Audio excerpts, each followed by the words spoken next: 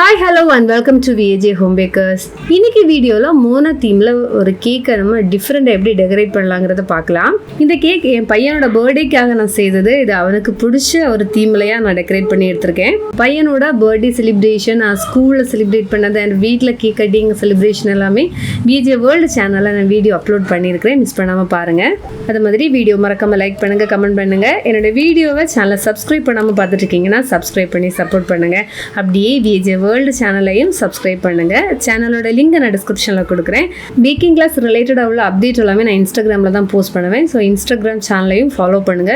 லிங்கை நான் டிஸ்கிரிப்ஷனில் கொடுக்குறேன். வாங்க வீடியோக்குள்ளே போகலாம். இந்த கேக் பார்த்தீங்கன்னா நான் 2 kgல செய்திருந்தேன். பாட்டம் டயர் 2 7-inch டின்லையும் டாப் டயர் 2 5-inch டின்லையுமா நான் 2 kg கேக் பேக் பண்ணி எடுத்திருக்கேன். ஸோ இது ஒவ்வொரு டின்ல இருந்த கேக்கையுமே நான் 3 லேயராக ஸ்லைஸ் பண்ணி எடுத்திருக்கேன். ஸோ பாட்டம் டயரில் பார்த்தீங்கன்னா 6 லேயர்ஸும் டாப் டயரில் 6 லேயர்ஸுமா நான் எடுத்திருக்கேன். ஸோ இதில் பார்த்தீங்கன்னா அந்த கேக்கில் டெக்கரேட் பண்ணுறதுக்கு அந்த சாண்டு மாதிரியாக கொடுக்கணும். நான் அதுக்காக பாட்டம் டயர்லேருந்து ஒரு லேயரும் டாப் டயர்லேருந்து ஒரு லேயரையுமா நான் எடுத்திருக்கேன். 2 டயர் கேக்கையுமே தனித்தனியாக க்ரம் கோட்டிங் கூட எடுத்திருக்கேன். இனி நான் உங்களுக்கு ஐசிங்லேருந்து டெக்கரேஷன் அதெல்லாமே நான் உங்களுக்கு காமிக்கிறேன். பாட்டம் டயருக்கு ஐசிங் செய்கிறதுக்கு சீ ப்ளூ கலர் வேணும். நான் அதுக்காக இப்போ ஐஸ் ப்ளூ இல்லைனா ரேடியன் ப்ளூ ஏதாவது ப்ளூ கலரில் 2 ட்ராப்ஸும் தென் க்ரீன் கலரில் ஒரு 1 ட்ராப்பும் கூட எடுத்துகிட்டு அதை மிக்ஸ் பண்ணி எடுத்தோம் அப்படின்னா நமக்கு அந்த சீ ப்ளூ கலர்லேயே கிடைக்கும். இனி கேக்கில் க்ரீம் அப்ளை பண்ணிவிட்டு ஐசிங் செய்ய ஸ்டார்ட் பண்ணலாம். இந்த கேக்கோட பாட்டமில் பார்த்தீங்கன்னா அந்த ஐஸ் ப்ளூ கலர் மட்டும் கொஞ்சமாக எடுத்து பேலட் நைஃப் யூஸ் பண்ணி லைட்டாக அந்த க்ரீமை அந்த ஆல்ரெடி நம்ம ஐசிங் செய்திருக்கோம் இல்லையா அதுக்கு மேலே அப்ளை பண்ணி மட்டும் எடுத்தால் போதும். அப்புறமா ஸ்க்ராப்பர் யூஸ் பண்ணிவிட்டு அதை நீட்டாக லெவல் பண்ணி எடுத்துக்கலாம். ஸோ இந்த கேக்கில் வேவ் பேட்டர்ன் நம்ம வந்து ஸ்க்ராப்பர் யூஸ் பண்ணியும் செய்துக்கலாம். அதே மாதிரி ரொம்ப சிம்பிளாக பேலட் நைஃப் யூஸ் பண்ணியும் செய்துக்கலாம். இப்போ நான் செய்கிறது மாதிரியாக பேலட் நைஃபை ரொம்ப லைட்டாக அந்த க்ரீமுக்கு மேலே பிடிச்சிட்டு டர்ன் டேபிளே நம்ம ரொட்டேட் பண்ணிவிட்டு அது ஒரு வேவ் மாதிரியாக நம்ம வந்து ஒரு லைன்ஸ் போட்டு கொடுத்தா போதும். ஸோ இந்த டைப்பில் இந்த sea theme, aquarium theme, under water theme இதில் எல்லாமே வந்து இந்த வேவ் பேட்டர்ன் வந்து பேலட் நைஃப் யூஸ் பண்ணி இந்த மாதிரியே சிம்பிளாக டெக்கரேட் பண்ணிக்கலாம். தென் லாஸ்ட்டாக அந்த கேக்கோட டாப்லேயும் பார்த்தீங்கன்னா சென்டர் டு அவுட்டில் வர்றது மாதிரியாக பேலட் நைஃப் யூஸ் பண்ணி இந்த மாதிரி ஒரு ஸ்பைரல் ஷேப்புக்காக நம்ம வந்து லைன்ஸ் போட்டு கொடுத்துக்கலாம். ஸோ நெக்ஸ்ட்டு கேக்கோட டாப் டயருக்கு ஐசிங் செய்துக்கலாம். நான் இதுக்கு க்ரீமில் பார்த்தீங்கன்னா கார்டன் க்ரீன் கலர் ஆட் பண்ணி ஐசிங் கொடுத்துக்கிறேன். ஸோ 2 டயர் கேக்குக்கும் ஐசிங் முடிச்சாச்சு. இனி பார்த்தீங்கன்னா டெக்கரேஷனுக்குள்ளே தான் ஒவ்வொன்றா செய்ய ஸ்டார்ட் பண்ணலாம். ஸோ ஃபஸ்ட்டு பார்த்தீங்கன்னா அந்த கேக்கோட ஃப்ரெண்டில் ஒரு வேவ் வந்து நிற்கிறது மாதிரியும் அதை மோனா டச் பண்ணுற மாதிரியுமா ஒரு டெக்கரேஷன் வந்து செய்ய போகிறேன். ஸோ அதுக்காக நான் ரைஸ் பேப்பர் எடுத்துருக்கிறேன். ரைஸ் பேப்பரை பார்த்தீங்கன்னா எனக்கு தேவையான அந்த ஷேப்புக்கு வந்து நான் கட் பண்ணி எடுத்துக்கிறேன். ஃபஸ்ட்டு நம்ம அந்த ரைஸ் பேப்பரை ட்ரை பண்ண வேண்டி அந்த பொசிஷனுக்கு ஒரு சிலிக்கான் ஷீட் வந்து எடுத்துக்கலாம். நான் வந்து மேக்ரோன் ஷீட் எடுத்து நான் இந்த மாதிரி ஒரு கார்ட்போர்டில் இப்படி வச்சுருக்கேன். ஏன்னா வந்து எனக்கு அந்த கர்வ் மாதிரியாக தேவைப்படுது. நான் அதனால் அதே பொசிஷனுக்குள்ளே ஒரு செட்டப் ரெடி பண்ணி எடுத்திருக்கேன். ஸோ இனி நம்ம கட் பண்ணி எடுத்த ரைஸ் பேப்பரை வாட்டரில் டிப் பண்ணி எடுக்கலாம். ஸோ வாட்டரில் பார்த்தீங்கன்னா ice blue and garden green 2 கலரையுமே கம்பைன் பண்ணி அந்த வாட்டரில் நான் மிக்ஸ் பண்ணி எடுத்திருக்கேன். அப்போ தான் நமக்கு அந்த சீ ப்ளூ கலர் வந்து அக்யூரேட்டாக கிடைக்கும். ஸோ ரைஸ் பேப்பர் கம்ப்ளீட்டாக லூஸ் ஆனதுக்கு அப்புறமா நான் வந்து அந்த ரெடி பண்ணி வச்சுருந்தேன் இல்லையா அந்த செட்டப்பில் அதே இப்போ அந்த பொசிஷனில் ட்ரை ஆகி கிடைக்கிறது மாதிரியாக நான் எடுத்து அந்த மேக்ரான் ஷீட்டுக்கு மேலேயே நான் வச்சுருக்கேன். சேம் இந்த ரைஸ் பேப்பர் எப்படி நம்ம டெக்கரேட் பண்ணணும் எப்படி செய்யணும் அப்படிங்கிற டீட்டெயில்டாக ஒரு கேக்கு டெக்கரேட் பண்ணி வீடியோ அப்லோட் பண்ணியிருக்கிறேன். அந்த வீடியோவோட லிங்கை டிஸ்கிரிப்ஷனில் கொடுக்குறேன், பார்க்காதவங்க பாருங்கள்.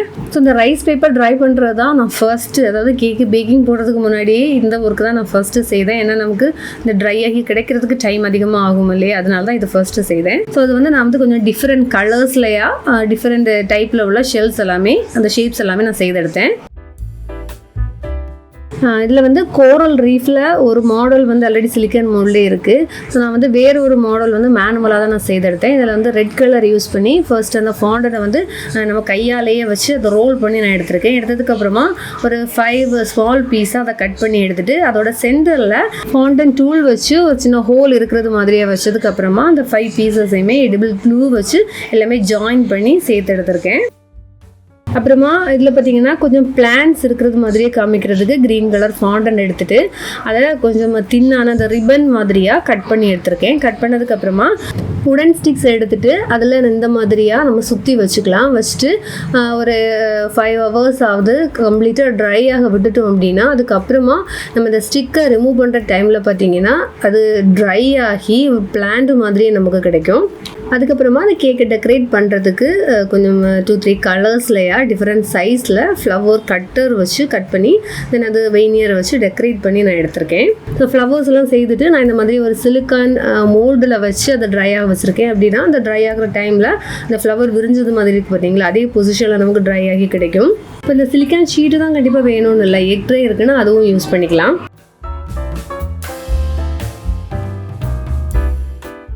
ஸோ ஸ்மால் சைஸில் உள்ள ஃபாண்டன் டெக்கரேஷன்ஸ் எல்லாமே செய்து வச்சாச்சு. இனி லாஸ்ட்டாக பார்த்தீங்கன்னா இந்த மோனா தீம் கேக்கோட மெயின் அப்படின்னா இதான் சொல்லலாம், ஹார்ட் ஆஃப் டெஃபிட்டி. ஸோ அது வந்து அந்த ஸ்பைரல் ஷேப்புக்கு க்ரீன் கலர்லையாக செய்து எடுக்கணும். ஸோ ஃபர்ஸ்ட்டு நான் கொஞ்சம் க்ரீன் கலர் ஃபாண்டன் ஃபுல்லாகவே நல்ல லென்த்துக்கு வந்து அந்த கை வச்சு அந்த பேட்டில் ரோல் பண்ணி எடுத்துகிட்டு அந்த ஸ்பைரல் ஷேப்புக்கு செய்ய ஸ்டார்ட் பண்ணேன். ஸோ இது பார்த்தீங்கன்னா நமக்கு அது கரெக்டாக என்ன ஷேப்புக்கு வருங்கிறது அந்த பிக்சர் பார்த்து அதே மாதிரியே அந்த ஸ்பைரல் ஷேப்புக்கு அந்த ஹார்ட் ஆஃப் டெஃபிட்டி நான் செய்து எடுத்திருக்கேன். ஸோ கேக்கை டெக்கரேட் பண்ணுறதுக்குள்ள எல்லா ஃபாண்டன்ட் ஐட்டம்ஸும் ரெடி பண்ணி எடுத்தாச்சு. இனி இது அப்படியே ட்ரையாக விட்டுடலாம். நான் ஃபர்ஸ்டே ஒவ்வொரு லேயர் கேக்கு செப்பரேட்டாக எடுத்து வச்சுருந்தேன் இல்லையா, ஸோ அதை வந்து மிக்சியில் வச்சு பவுடர் பண்ணி எடுத்திருக்கேன். ஸோ இந்த கேக்கு க்ரம்ஸ் எதுக்காகன்னு பார்த்தீங்கன்னா கடற்கரை பக்கத்தில் எல்லாம் இருக்கும் இல்லையா, மணல் இந்த சாண்டு மாதிரியாக டெக்கரேட் பண்ணுறதுக்காக தான் நான் எடுத்திருக்கேன். அப்புறமா பார்த்தீங்கன்னா கொஞ்சம் ஸ்பாஞ்ச் நான் க்ரீன் கலர்லையாக செய்து எடுத்தேன். இதையும் பவுடர் பண்ணி கேக்கு க்ரம்ஸ் வந்து ரெடி பண்ணி எடுத்து வச்சுருக்கேன். இதை வந்து எப்படி டெக்கரேட் பண்ணுறேங்கிறத அப்புறமா காமிக்கிறேன். ஃபாண்டன் டெக்கரேஷன்ஸ் எல்லாமே கம்ப்ளீட்டாக ட்ரை ஆகி கிடச்சிருச்சு.